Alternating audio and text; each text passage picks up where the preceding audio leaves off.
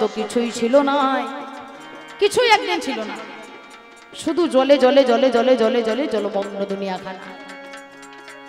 একদিনে ভূ আলোড়নের ফলে অর্থাৎ ভূমিকম্পের ফলে একদিন ভূমিকম্প হলো। আজ নিচু স্থানে দেখো উঁচু হয়ে গেল। যখন ভূমিকম্প হয় মা, তখন দেখবেন পুকুরের জল উপর দিকে উঠে পড়ে, পুকুরের জল দেখবেন উপর দিকে উঠে পড়ে। হ্যাঁ, আর এমনি ডাঙ্গা মাটি দেখবেন ফেটে যায়, ভূমিতে পতিত হয়। তাহলে উঁচু স্থান নিচু হয়ে যায়, নিচু স্থান উঁচু হয়ে যায়, এটা ভূমিকম্পের গতি, ভূমিকম্পের ধর্ম। তাহলে বিশ্ব যখন জলমগ্ন ছিল, একদিন ভূ আলোড়নের ফলে অর্থাৎ ভূমিকম্পের ফলে কিছু নিচু স্থান উঁচুতে পরিণত হলো, সেইটা স্থল হয়ে যায়, সেটা স্থল। এই পৃথিবীর বুকে দেখো দেখিবারে পাই ৭২ ভাগ জল ২৮ ভাগ স্থলে পরিণত হলো। তাতে কত সাগর আর মহাসাগর দেখো হয়ে গেল, সাগর মহাসাগরে পরিণত হলো। তাহলে ৭২ ভাগ জল আর ২৮ ভাগ স্থল ভূমি, বাকি বেশিরভাগ জল।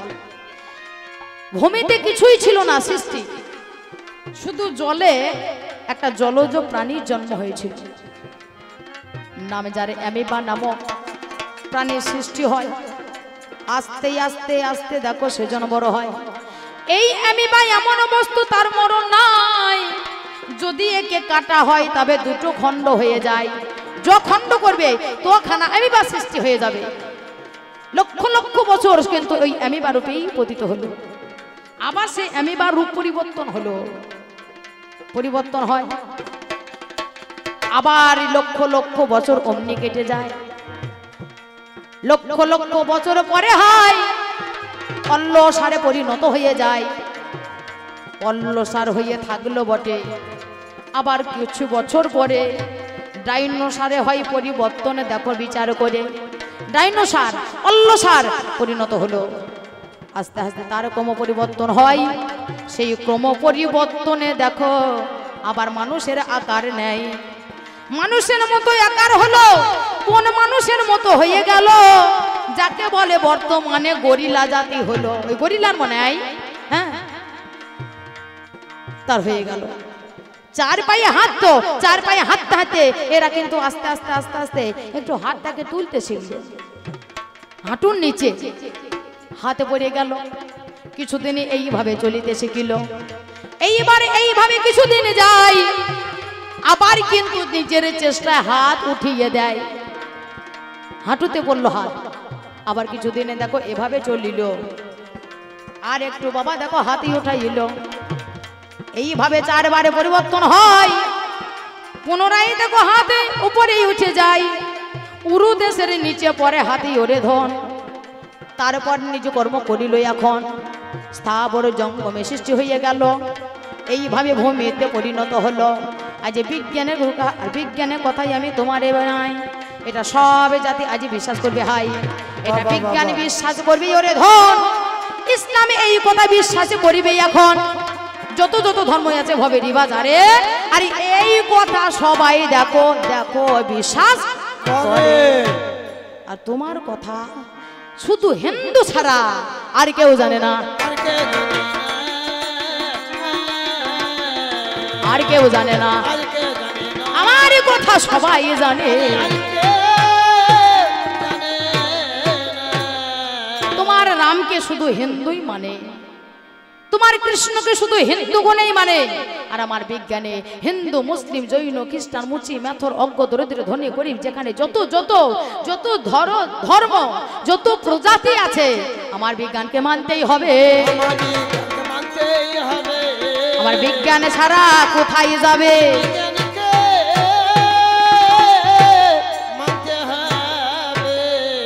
আমি তাই বলি পাল্লাদার ভগবান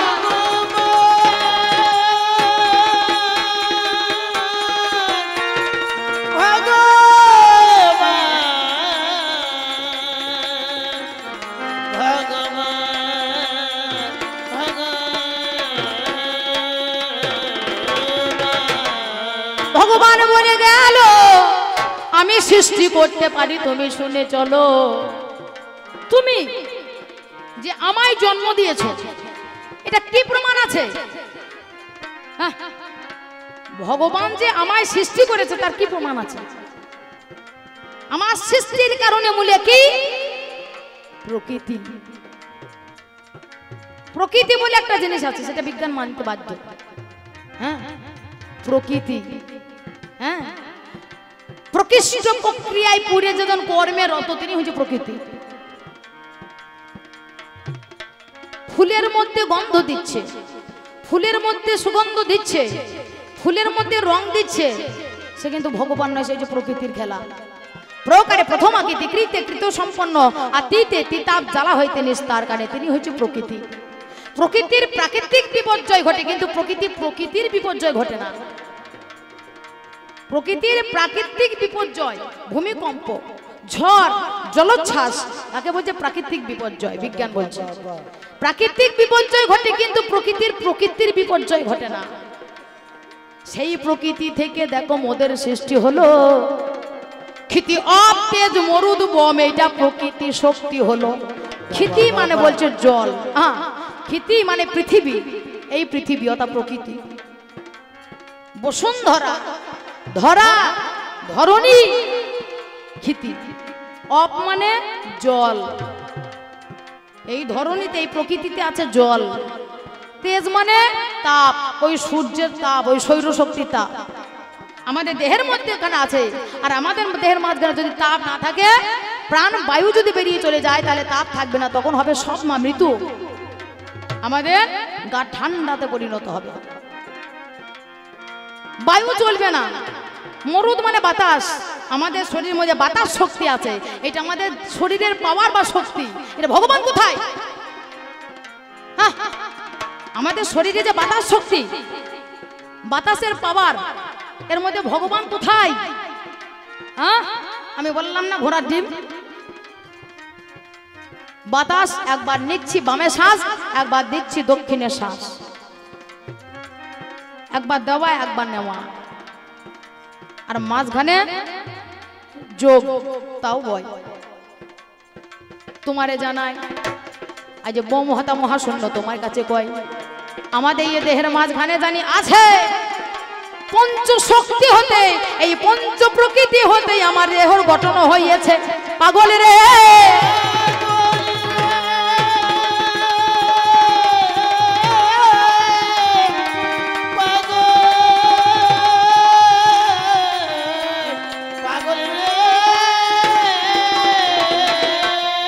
তাহলে আমার জন্ম ওই পঞ্চ শক্তি হতে, এই প্রকৃতির হতে।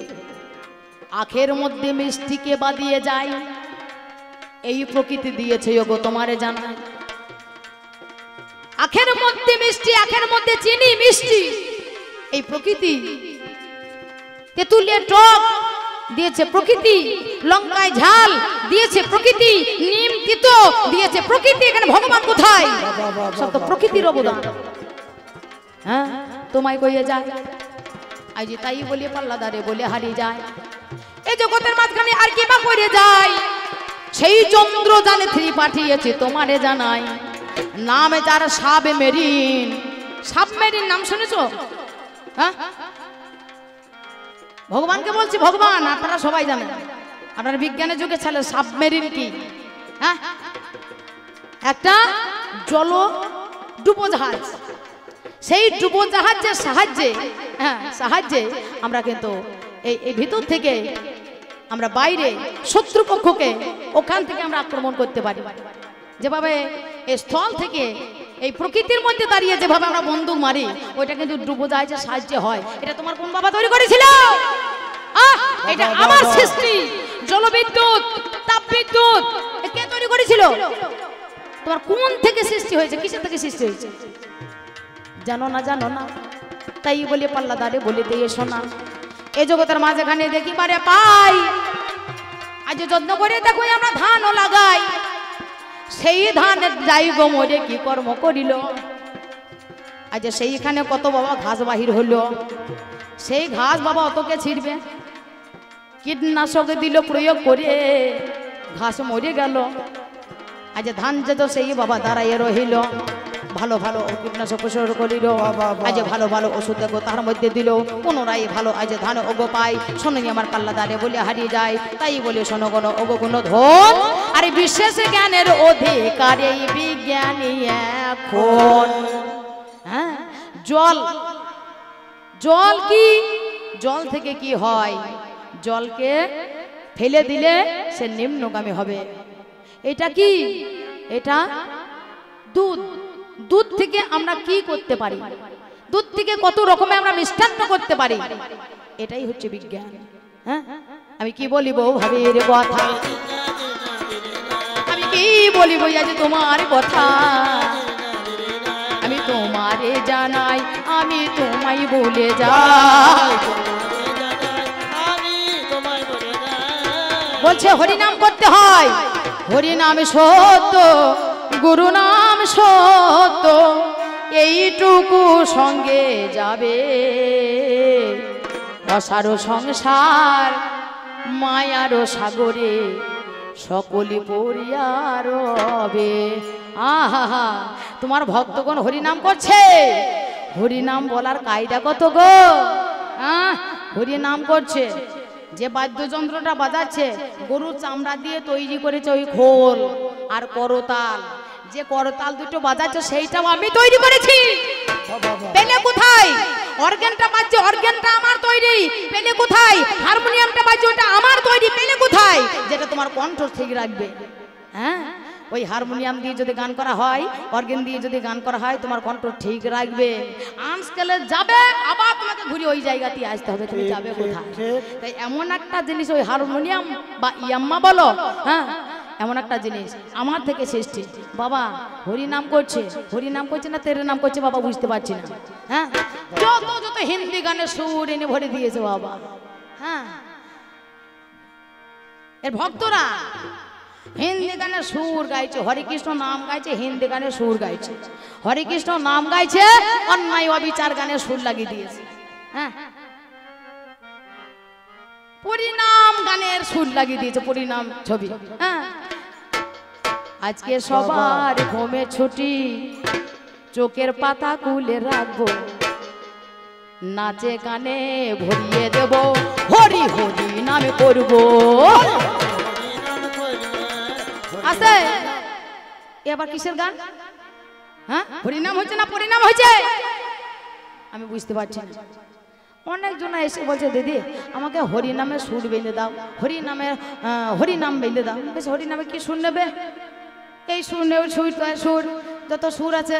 হ্যাঁ, ও রিক্সাওয়ালা ওই সুর বেঁধে দাও তো, তাও ঠিক আছে, বাংলাদেশের সুর। হ্যাঁ, আবার একটা মেয়ে মানুষ সে এসে বলছে দিদি আমাকে একটা সুর দাও তো। কি সুর দেব? নাই রে না রে, দাই রে না রে, দাই রে না রে না, দাই রে না রে না রে না রে, দারে না রে না। এই আর শুন না, এই সুরটা না নিলে হবে না। তবে না, এটা খুব জমাটি সুর। হ্যাঁ, লাজ লাগে না গলায় দড়ি, তোমার লাজ লাগে না গলায় দড়ি। আজ এই রকম ধরনের হরি নামে করি, তাই বলি শোনো কথা ভগবান তোমায় গাই গো।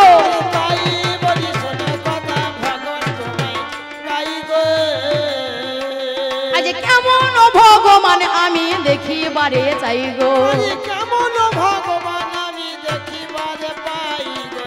নামে যারা নারায়ণে দেখো সত্য যুগে এলো,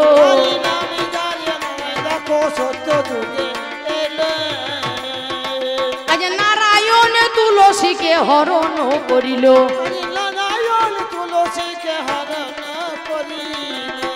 পুরাণের মাঝখানে আমরা পাই তুলসী হরণ কাহিনী।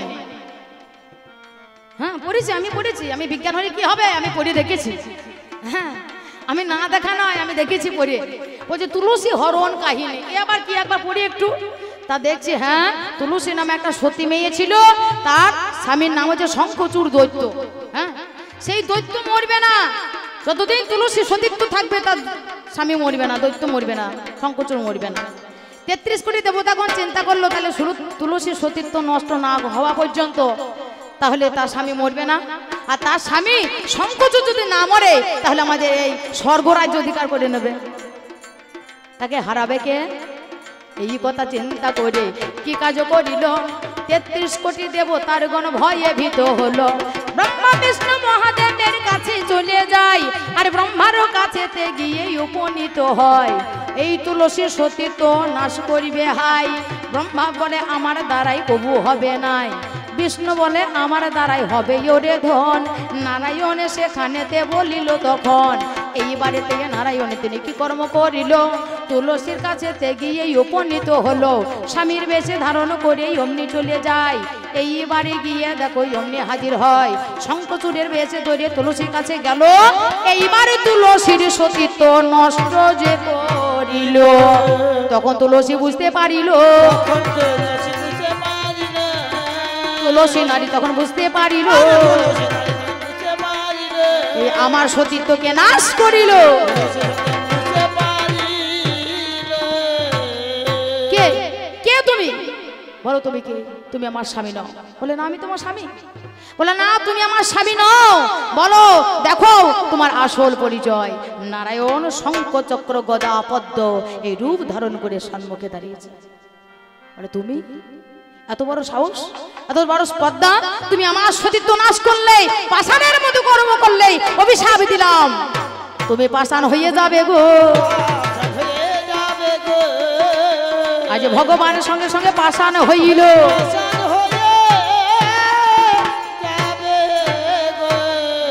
তোমার ধর্ম যদি ভালো হলো তাহলে ভক্তের অভিশাপে পাষাণ কেন হলে? তুমি পাথর হয়ে রয়ে গেল। আর সে পাথর অবস্থাতেই নারায়ণ কথা বলছে, তুলসী তুমি আমাকে পাথরে পরিণত করে দিলে আমার এইটুকু অপরাধের কারণে। আমাকে লোকে পূজা করবে কি করে, আর আমার পূজা না করলে লোকের মুক্তি হবে কি করে? তুলসী বলল শোনো, গোমাংস পতিতাং দিষ্টা খণ্ডে খণ্ডে মহিতলে শিবা কুকুর গৃহ্ণতি ন গৃহ্ণতি পণ্ডিত জনা।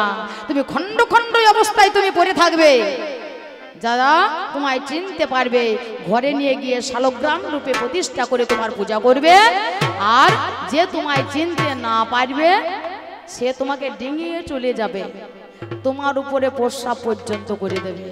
অভিশাপ দিয়ে দিল, অবশেষে পাথরে পরিণত হলো। এমনকি সেই জায়গায় তুলসী বলেছিল নারায়ণ, নারায়ণ জল, শাস্ত্র তো বলছে জল নারায়ণ।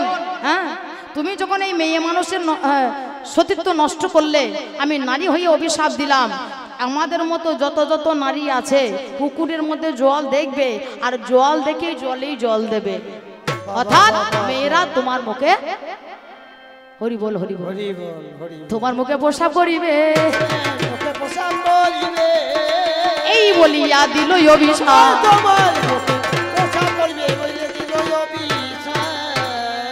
তাহলে তোমার ধর্ম যদি ভালো হলো, নারায়ণ হয়ে গেছে, হলো কেন? এবং তোমার মুখে মেয়েতে দেয়, এইটা হলো তোমার হচ্ছে ধর্ম। হ্যাঁ, তেতা যুগের মাঝখানে আমি দেখি এবারে বাইরে,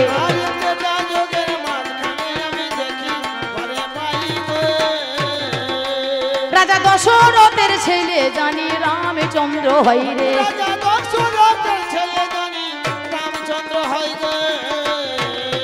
দশরথের রাজার ঝার 750 বউ,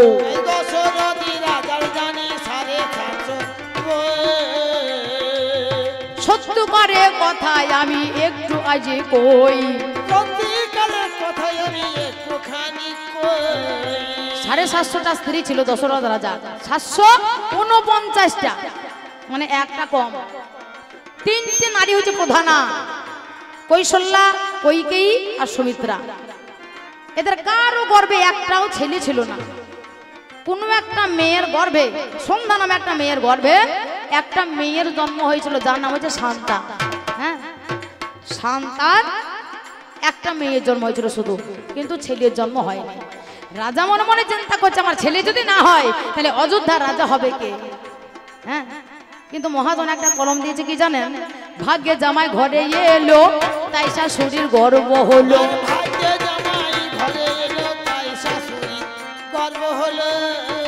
ভাগ্যে জামাই ঘরে এলো তাই শাশুড়ি গর্ব হলো।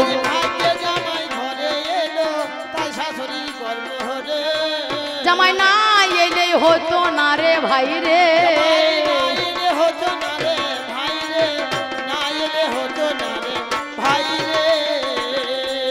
ভাগ্যে জামাই ঘরে এলো তাই শাশুড়ি গর্ব হলো, মানে শাশুড়ি মা জামাই এসেছে বলে শাশুড়ি গর্ব হয়েছে।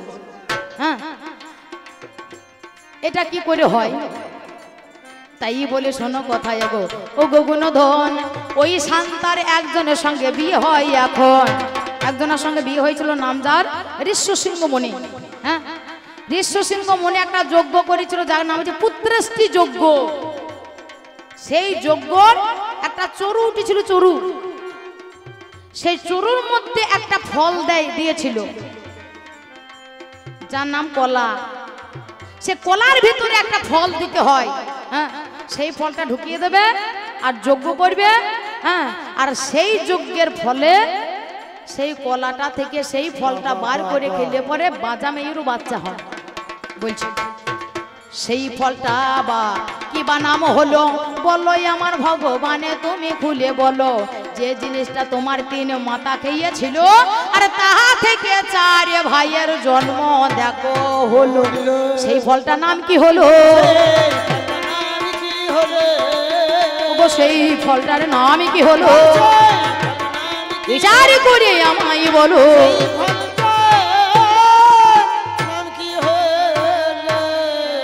দাপর যুগের মাঝখানেতে, দাপর যুগের মাঝখানেতে আমি দেখিবারে পাই, আমি দেখিবারে পাই, ভগবান কৃষ্ণ এলো আজ এই ভব ধরায়। আরে যশোদার মায়ের ঘরে সে যে মানুষ হইল। যশোদা মায়ের ঘরে মানুষ হলো ওই কৃষ্ণ। হ্যাঁ, কিন্তু আস্তে আস্তে বড় হলো। এর কটা বউ জানেন? 16,108টা মহিষী। দেখবেন বৃহৎ কৃষ্ণ লীলা সারা বলে খুলে আপনারা দেখবেন, স্ত্রীর সংখ্যা হচ্ছে 16,108টা। তার মধ্যে 8 জনাকে প্রধানা বলছে আর বাদ বাকি প্রধানা নয়। হ্যাঁ, এরা অর্ডিনারি। 16,100টা অর্ডিনারি আর 8 জন হচ্ছে প্রধানা। হ্যাঁ, তার মধ্যে নাগ্ন জাতি বলে একটা মেয়ে আছে, সেই মেয়েটা সম্পর্কে মাসির মেয়ে হয়। তাকে বিয়ে করেছে। আমি বলি নাই বাবা, এরই শাস্ত্রই বলছে। বিজ্ঞানের ওই কোনো ভূমিকায় ওইটা লেখা নাই, কিন্তু তোমার ওই ভগবানের শাস্ত্রে লেখা আছে। হ্যাঁ, তাহলে সেই মাসির মেয়েকে বিয়ে করলে তাকে কি বলা হয় আপনারা হিসাব করে বলবেন, আমার বিচার করা আমার দরকার নেই। আর সত্যিকারের যেজন বউ, সেই বউটাকে নিজের ঘরে রাখেন। কে গো? নামটি যাহার রাধা রানী, ঘরের বউ হলো ওরে ঘরের বউ হয়ে রাধা কৃষ্ণের সঙ্গে না ছিল। সত্য যুগে নারায়ণ ছিল, তার সঙ্গে লক্ষ্মী ছিল। ত্রেতা যুগে ওই নারায়ণ হলো রাম আর লক্ষ্মী হলো সীতা। দাপর যুগে ওই নারায়ণ হলো কৃষ্ণ আর ওই লক্ষ্মী হলো রাধা। সত্য যুগে 2 স্বামী স্ত্রী ছিল, লক্ষ্মী নারায়ণ। ত্রেতা যুগে 2 স্বামী স্ত্রী ছিল, রাম সীতা। ছিল তো নাকি? দাপর যুগে ছিল এরা স্বামী স্ত্রী ছিল? ছিল না। নিজের ঘরের বউকে একজনের ঘরে বাধা দিয়েছিল, যাকে বলো বন্ধক দেওয়া। এমন একজনের ঘরে ভগবান নিজের বউকে বন্ধক দিয়েছিল। বাবা, যার নাঙ্গল আছে ফল নাই গো, করে নাঙ্গল আছে তার ফাল নাই গো, সেই ঘরে বন্ধক দিল।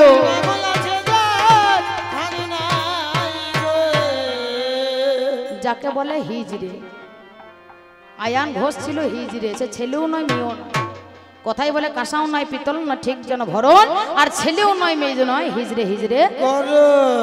সেই হিজড়ের ঘরে যদি বউকে রেখে দেওয়া হয়, বউ থাকে, তার জন্য শুধু ভাগ্নের পিছু পিছু বেড়ায় আর বলে সাদের ভাগ্নের রে তুই ভালো, তোর মামা ভালো নয়।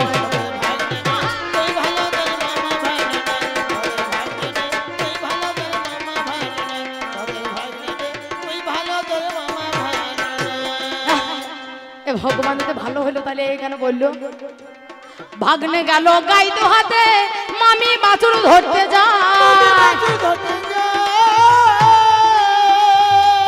ভাগ্নে গোয়ালা ছেড়ে তা গাই দেবে না এর কাজ হয়তো গাই দহন করা ভাই গেল গাই তো হাতে মামি বাছুর ধরতে যায়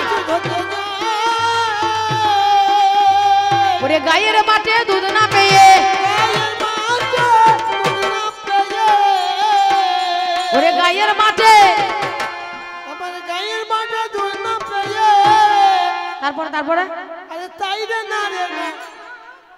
বলবো না ওটাই থাক ও পাতাটা উল্টে দে ওরে গায়ের মাঠে দুধ না পেয়ে ওরে তাই রে নাই রে না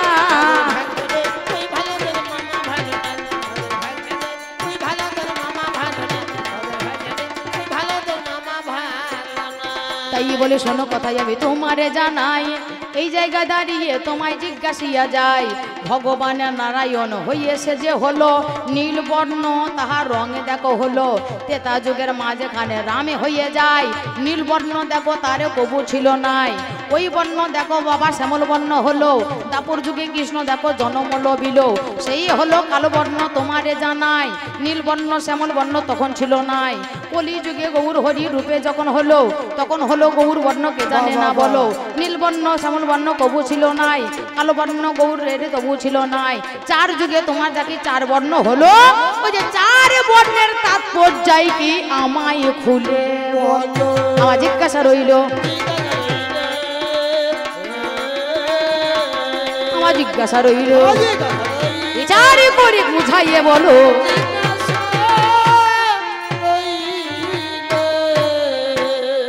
তাই বলি ভগবান আমি যদি না থাকি এ জগৎ চলার কোনো উপায় নাই ভগবানের নাম করব না সাধন ভজন করব না একদিনও কখনোই যে হরি নাম না করে ভগবানের নাম না করে সেও বেঁচে আছে আমি বিজ্ঞান হয়ে আমি একবারও হরি নাম করি না ভগবানের নাম করি না তাই বলি কি আমি নরকে যাব কখনো না নরক বলে কিছু নাই স্বর্গ বলে কিছু নাই কে বলে স্বর্গ নরক কে বলে তা কত দূর এই মানুষের সেবায় মানুষের মাঝে স্বর্গ নরক মানুষের মাঝে সুরাসুর আমি যদি ভালো কর্ম করতে পারি তাহলে আমি ভালো আমি দেবতাতে পরিণত হব ভগবানে পরিণত হব আমি যদি মন্দ কর্ম করি সেটা আমি অসুরে পরিণত হতো আর রামকৃষ্ণ সে ভালো কর্ম করে গিয়েছিল তার জন্য লোকে তাকে দেবতা বলে চিন্তা করে হ্যাঁ মামা খেপা সে ভালো কর্ম করে গিয়েছিল যার জন্য লোকে তাকে ভালো ভগবান বলে মানে হ্যাঁ মা তারার ভোগ হবার আগে আগে বামার ভোগ হয় তারপরে মা তারার ভোগ হবে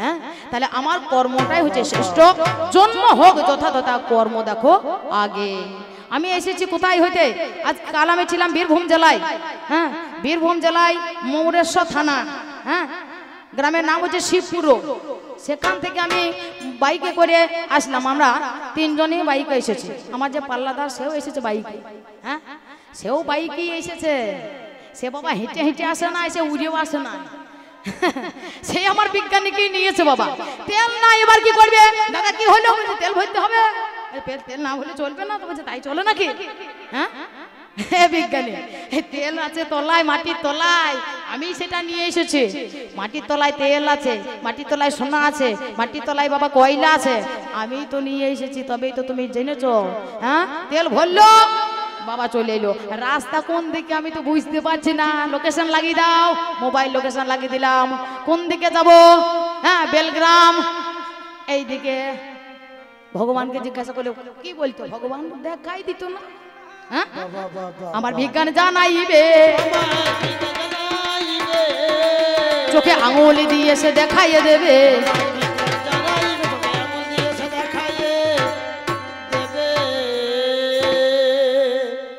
যাই হোক আমার ভগবানের যা বলা ছিল আমার ক্ষুদ্রত জ্ঞান ভান্ডার খুলে বলে গেলাম এবার সে আসবে বলবে তারপর আমাদের আবার মিলন হবে তারপরে আবার একটা অনুষ্ঠান আছে বাবা হ্যাঁ এবার আমি আর বেশি না বাড়িয়ে আমি দ্বিতীয় বেলা এখানে সঙ্গ করে যাই যাবার বেলায় বলে যাই ভগবান আমি তাই তো তোমাকে বলে যাই না না নাই না না না না না না না না না না ও তোমার মাল কোঠার মালে নিল হরে ওরে মাল কোঠার মাল নিল হরে ওরে দেখলে না রে চোখ বোঝা আলগা রইল